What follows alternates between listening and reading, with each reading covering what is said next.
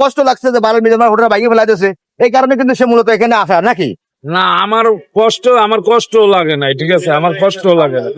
কষ্ট লাগে নাই কেন, যে আমি তার খুব ভালোবাসতাম, আমার কথাটা আপনি বুঝেন, আমি তার খুব ভালোবাসতাম। এখানে আসছি রাত 12টা 1টা দামে, তো আমি তার কাছে রয়েছি, কিন্তু সে আমার সাথে আসলে মন্নানের সাথে মারামারি লাগছে। মন্নানের নিয়ে আমি ভিডিও বানাইছি,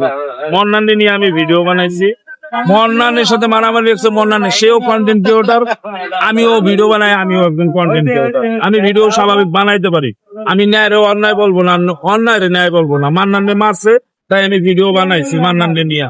তার জন্য সে বলে এখানে তুমি আসতে পারবা না, তাই আর এখানে আসিনি। আমি কি মরে গেছি?